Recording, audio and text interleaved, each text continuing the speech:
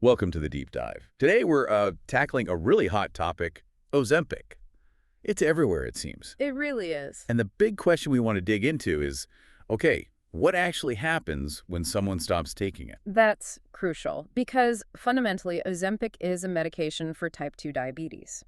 Its main purpose is, blood sugar control. Right, it's very effective for that. Yeah. But the weight loss aspect, that wasn't the original goal, was it?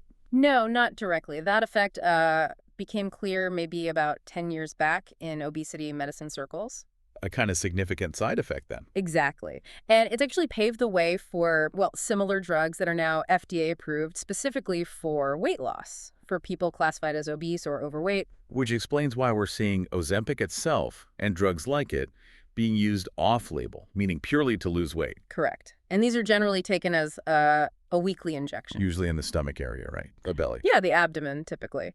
And for most people, they tolerate it reasonably well. But there are side effects to be aware of. Oh, definitely. The most common ones are gastrointestinal. So think nausea, maybe vomiting, diarrhea, other kinds of bowel issues too. It happens because the medication, it slows down how quickly your stomach empties. Okay, so mostly feeling unwell. Are there more serious risks, though maybe less common? There are, yes. Though rare, pancreatitis is a possibility. That's inflammation of the pancreas. That sounds serious. It is. And there's also what's called a black box warning on this class of drugs. Which means? It flags a potential link, again, rare, to a specific type of thyroid cancer found in animal studies. So yeah, things to consider. Absolutely. Which brings us back to the main point. Someone's been using it, maybe lost weight, and then they stop.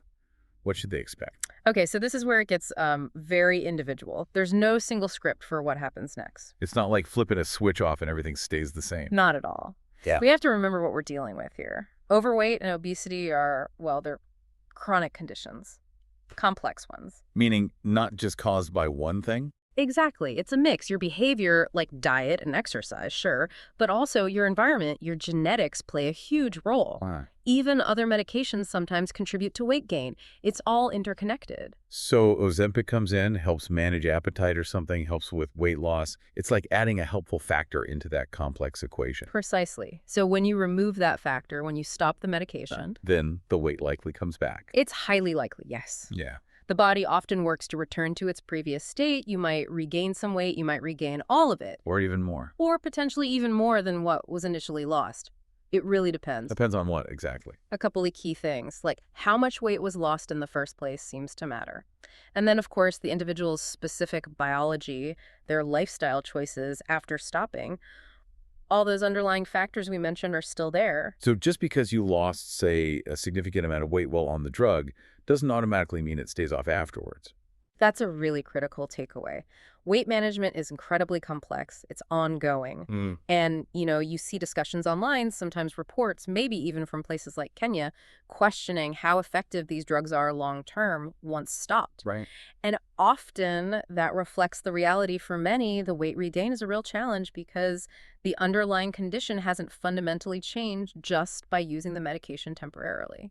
It really highlights that managing chronic conditions like obesity needs more than just a temporary fix, doesn't it? It needs a long-term sustainable approach. Absolutely. It raises that bigger question, how do we best support people with chronic conditions like this over the long haul, especially thinking about what happens after a specific treatment like medication is discontinued? Something important for all of us to think about. Thanks for breaking that down.